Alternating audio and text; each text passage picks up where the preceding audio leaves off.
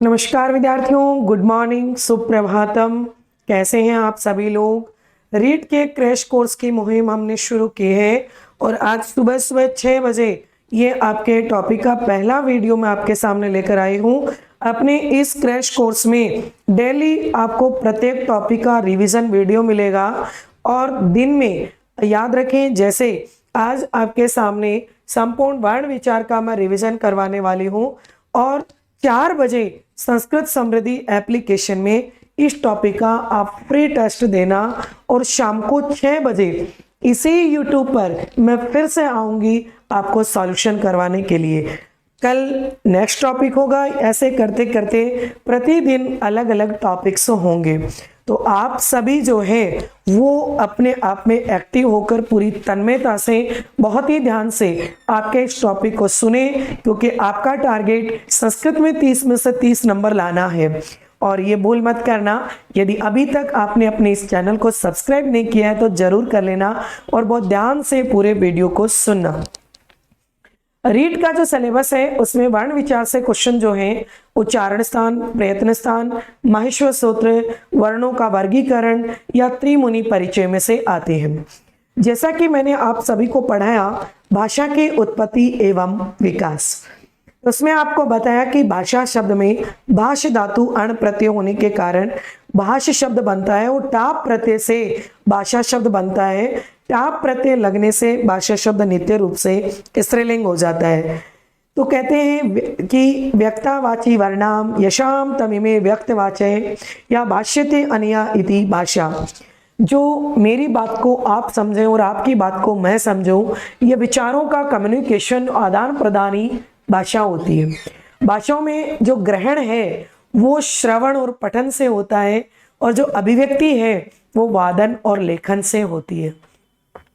इसीलिए कहते हैं कि ध्वनि और लिपि पर आधारित भाषा होती है। ध्वनि को ना देख सकते हैं ना छू सकते हैं, इसलिए भाषा की अमूर्त इकाई ध्वनि होती है। और लिपि को देख भी सकते हैं, छू भी सकते हैं, लिखावट जिसको हम कहते हैं, ये मूर्त इकाई होती है। प्रत्येक भाषा के 2 अंग होते हैं, एक साहित्य और एक व्याकरण। व्याकरण वो होता है जिससे भाषा के शुद्ध अशुद्ध की पहचान की जाती हो। व्याकरण शब्द में वी और आंग उपसर्ग, डोकरे धातु और ल्युट प्रत्यय होता है। ल्युट प्रत्यय का यू शेष रहता है, युवोर नाकौ सूत्र से यू को अन हो जाता है। ल्युट प्रत्यय से बनने वाला शब्द सदैव नपुंसक लिंग होता है, इसलिए व्याकरण शब्द भी नपुंसक लिंग है। कहते हैं कि व्याक्रियन्ते व्युत्पाद्यन्ते शब्दाः अनेन इति व्याकरणम।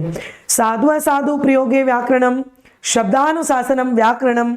अर्थात जो शुद्ध शब्दों की रचना करे, शुद्ध शब्दों का निर्माण करे, सही गलत की पहचान करवाए, शब्दों को अनुशासित रूप में निर्धारित करे, उसे व्याकरण कहते हैं। व्याकरण के भी 2 प्रकार हैं, वैदिक व्याकरण और लौकिक व्याकरण। वैदिक व्याकरण पाणिनीय शिक्षा का अनुसरण करे, तो इसलिए ऋक् प्रातिशाख्यम रचना पर आधारित है। पाणिनीय शिक्षा के अनुसार वर्णों की संख्या 63 या फिर 64 होती है। पाणिनीय शिक्षा में जैसे अपन बात करें तो जो वर्णों का वर्गीकरण है, ध्यान दीजिए, मैं यहाँ क्रैश कोर्स बोले तो मुख्य रूप से रिवीजन करवा रही हूँ। पूरा डिटेल से कोर्स अपने एप्लीकेशन में करवा रखा है। अगर आपको लगता है कि कोर्स पढ़ने की ज़रूरत है तो आप 499 रुपये में रिकॉर्डेड कोर्स, 699 में इसका लाइव पूरा बैच मिलता है। आपको लगता है कोर्स की ज़रूरत नहीं है तो संपूर्ण रीट का जो कंटेंट है उसके हस्तलिखित नोट्स रेडी किए हुए हैं, आप वो बुक भी ले सकते हैं, उससे भी पढ़ सकते हैं।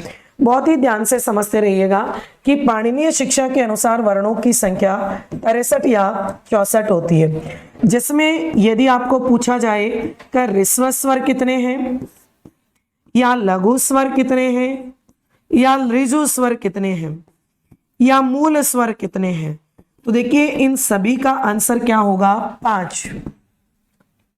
अ, ई, उ, री, ली, ये 5 लघु स्वर हैं। दीर्घ स्वर आपसे पूछे जाएं तो 8, आ, दीर्घ ई, दीर्घ उ, दीर्घ री, ए, ओ, आई, औ। प्लुत स्वर पूछे जाए तो नो और लृ प्लुत हो भी सकता है और नहीं भी हो सकता। समझ रहे हो? इसके अतिरिक्त जिसकी एक मात्रा होती है वो ऋस्व, दो मात्राएं होती हैं वो दीर्घ और तीन मात्राएं होती हैं वो प्लुत। स्वरों के बाद में बात आती है व्यंजन वर्ण की। तो व्यंजन वर्ण देखिए 33 व्यंजन वर्ण होते हैं। क वर्गे में 5 क, ख, ग, घ, ङ। देखिए कु बोलेंगे क वर्ग को। च वर्गे च, छ, ज, झ, ये। ते वर्गे टे, ठे, डे, ढे, णे। ते वर्गे ते, थे, दे, ध, ने। पे वर्गे पे, फे, ब, भ, में। और अंत्यस्त ये वर ले उष में श, श, श, ह। तो 5 5 5 5 25, 4 अंतस्थ 29 और 4 उसमें 33। 33 तो हो गए व्यंजन वर्ण, 5 ऋस्व स्वर, 8 दीर्घ, 9 प्लुत, 22 हो गए स्वर। लृ को प्लुत मान भी सकते हैं और नहीं तो प्लुत 21 स्वर 21 या 22।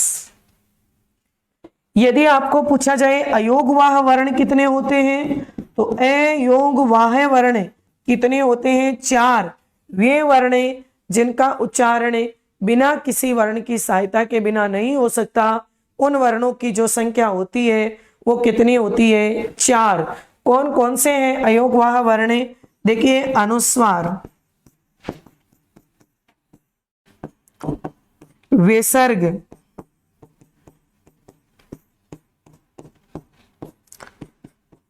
उपदमानीय। ये उपदमानीय क्या होता है? देखिए ये एक चिन्ह होता है इस तरह का और इस चिन्ह को आधा विसर्ग अर्ध विसर्ग बोलते हैं। यदि ये आधा विसर्ग पे या फे के पहले लग जाए तो ये जो है ना ये उपदमानीय कहलाता है। यदि ये चिन्ह के या खे के पहले लग जाए तो इसको बोलते हैं जीवा मूल्य।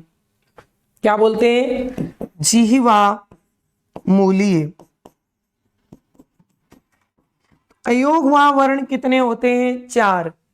कैसे प्रश्न आते हैं, प्रश्न कैसे बनेंगे, उसके लिए आपको बताया कि इसका टॉपिक का पूरा टेस्ट लिया जाएगा और बड़ा टेस्ट बनाकर शाम को 6 बजे मैं यूट्यूब पर उसका सॉल्यूशन भी करवाऊंगी।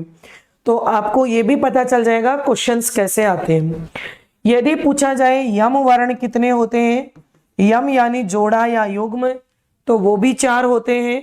यदि आधा क, खे, गे, घे इनके बाद में कोई अनुनासिक वर्ण हो तो हमेशा इनका युग्म यानी क, खे, खे, गे, गे, घे, घे प्रयुक्त होगा। इसको बोलेंगे कुम, खम, गम, घम। तो ध्यान दीजिए आप सभी लोग, ये 4 क्या होते हैं? यम। 4 होते हैं अयोगवाह, 33 व्यंजन, 22 स्वर और एक होता है द्विस्पृष्ट वर्ण जिसको बोलते हैं ळ। इस तरह का दंत और मुर्दा ळ, बादल। अभी आपने देखा हो हिंदी भाषा में इसको वर्णों में शामिल किया है। तो ये इस प्रकार 21 या 22 स्वर होते हैं, 33 व्यंजन, 4 अयोगवाह, 4 यम और एक द्विस्पृष्ट। तो देखिए आप यहां पर ये 64 वर्ण होते हैं और 21 माने तो 63, पाणिनीय शिक्षा के अनुसार 63 या 64 वर्ण होंगे। इसके अलावा आपको देखना है ये जो लौकिक व्याकरण है ये त्रिमुनि परंपरा पर आधारित है। किस पर आधारित है? त्रिमुनि परंपरा पर। ये त्रिमुनि कौन कौन है? ये त्रिमुनि है पाणिनि, कात्यायन, पतंजलि। पाणिनि जो है इनका मूल नाम ओदनीय पाणिनि है। उपाधि सूत्रकार है।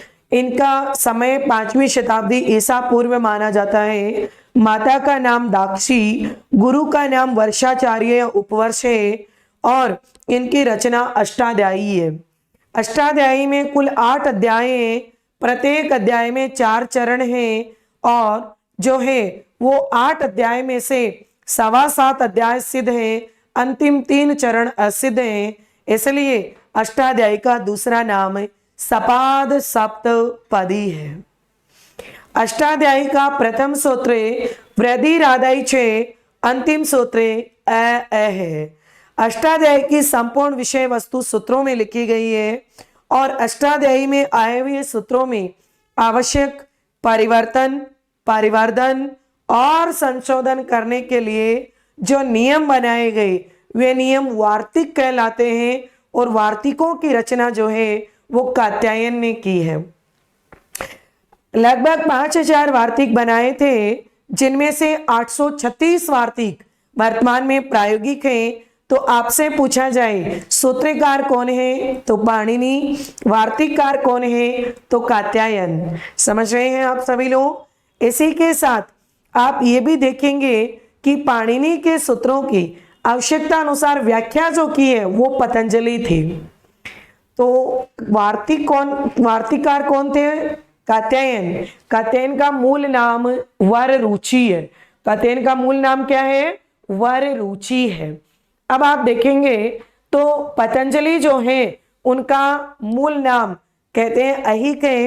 ये गौणिका स्त्री के हाथ में सर्प के रूप में भगवान विष्णु के आशीर्वाद से ये आए थे और इनके गुरु का नाम उर्णना भी बताया जाता है। कहते हैं कि एक बार गौणिका स्त्री जब स्नान कर रही थी, सूर्य को अर्घ्य दे रही थी, तो वह कामना युक्त रूप में कह रही थी कि मेरे भी कोई संतान हो। और तभी वह जो है उसके हाथ में एक सर्प का बच्चा आता है और वो पूछती है को भगवान आप कौन है? तो वो कहता है सपो अहम, मैं सप। तो बोलती है रेप पुत्र, रे कहाँ है? तो उसने कहा तुमने ग्रहण कर लिया।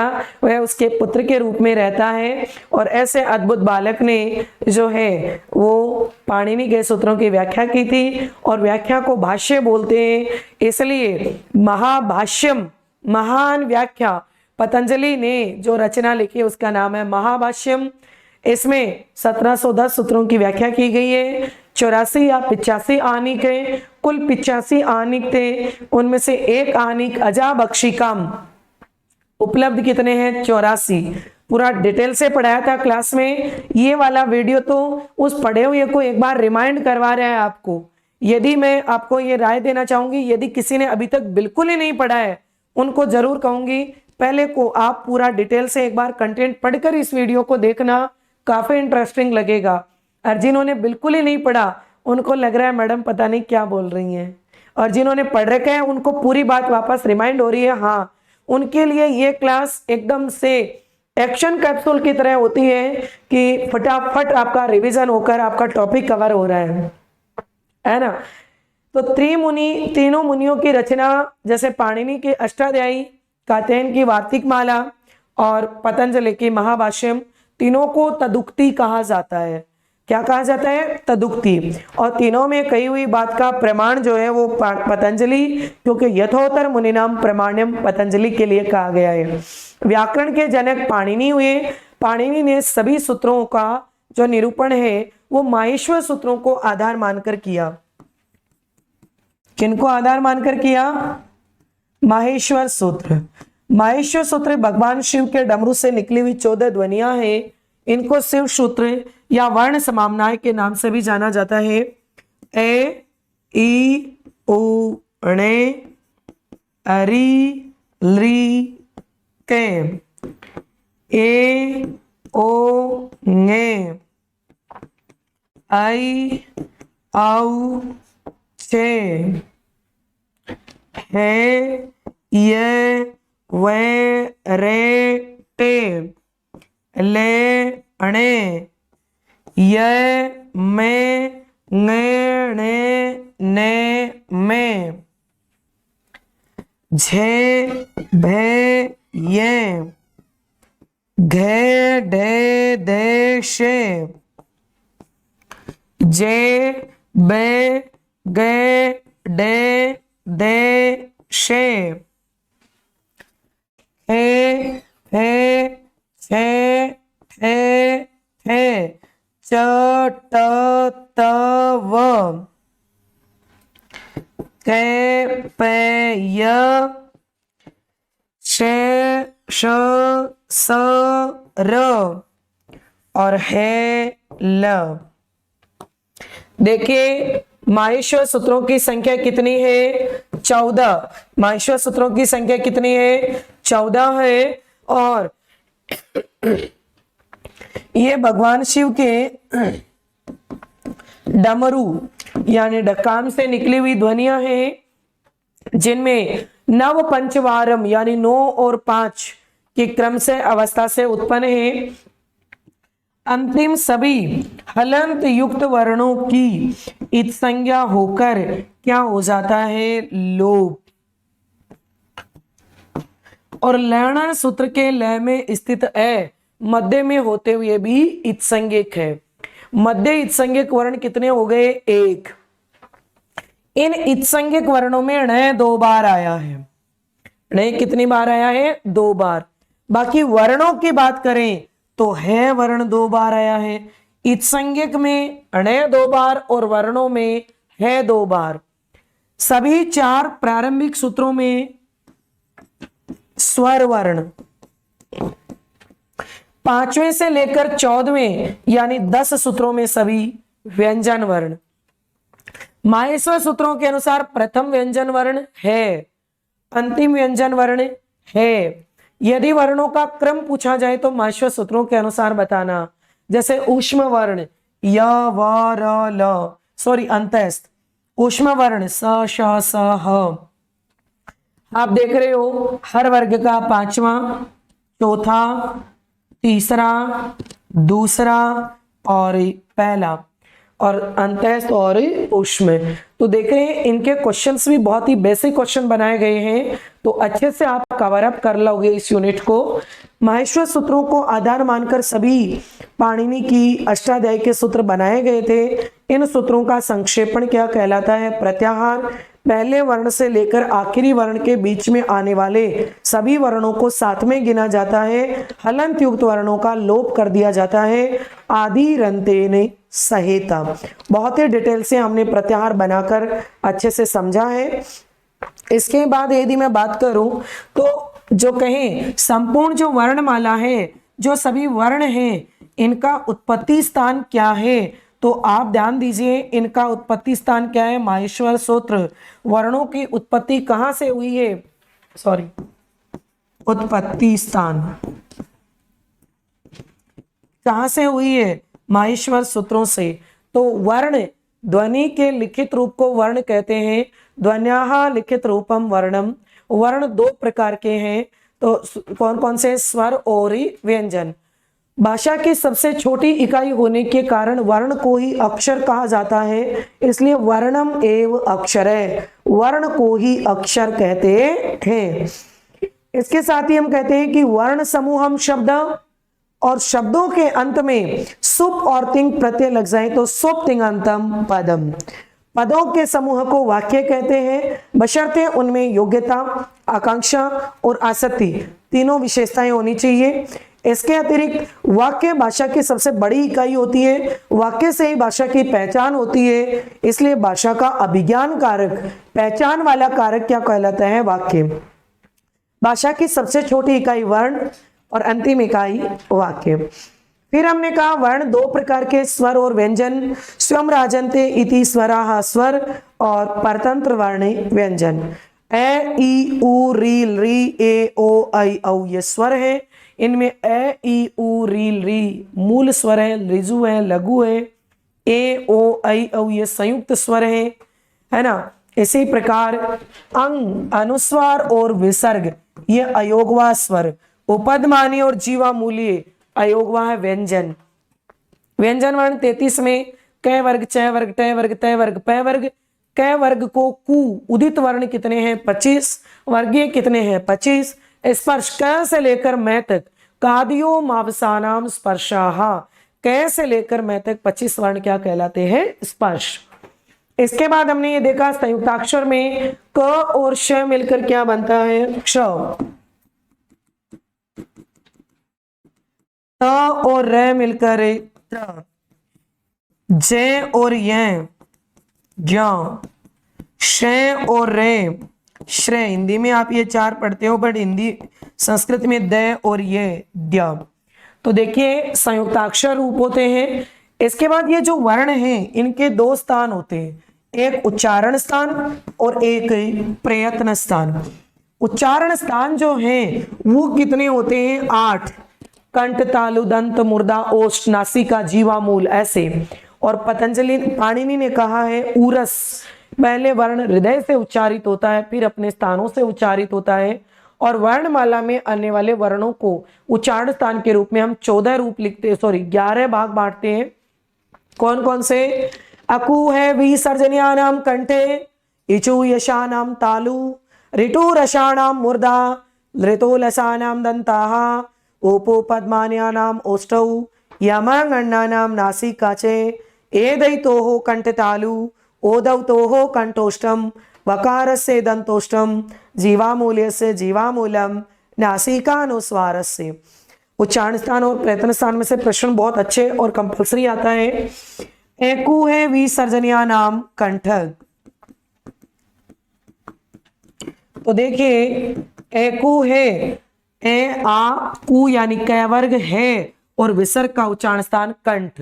आपसे पूछा जाए विसर्ग का उच्चारण स्थान क्या है तो कंठ, परंतु विसर्ग यदि किसी मात्रा के लगा हुआ हो तो जो मात्रा का उच्चारण स्थान होता है वही विसर्ग का होता है, क्योंकि यह अयोगवा है।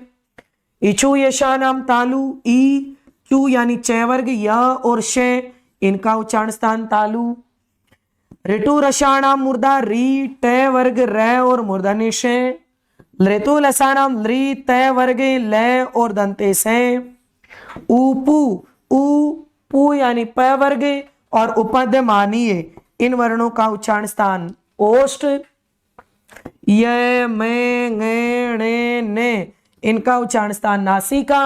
च यानी और या अपने वर्गों से उच्चारित होने के कारण मुख, नासिका, वचनोनुनासिक, ये 5 वर्ण मुख और नासिका दोनों से एक साथ उच्चारित होने के कारण अनुनासिक कहलाते हैं। इसके बाद एदैतोः कंठ तालु, ए और ई मिलकर क्या बना? ए। तो ए का उच्चारण स्थान कंठ और ई का होता है तालु, तो ए का भी कंठ तालु, आई का भी कंठ तालु। ओदौतोः ए और उ मिलकर क्या बनता है? ओ, तो कंठोष्ठम, ओ और औ का कंठोष्ठम। वकार से दंतोष्ठम, दंतोष्ठ। जीवामूल्य से जीवामूलम और नासिकानुस्वार से। उच्चारण स्थान पढ़ने के बाद आपको देखने हैं प्रयत्न स्थान। प्रयत्न स्थान के 2 भाग किए गए हैं, आभ्यंतर और बाह्य। तो देखिए वर्णोत्पत्ति प्राक अवस्था आभ्यंतर और आंतरतम्य परीक्षणम बाह्य। आभ्यंतर प्रयत्न 5 होते हैं और बाह्य होते हैं 11। आभ्यंतर में स्पृष्टम, ईशत स्पृष्टम,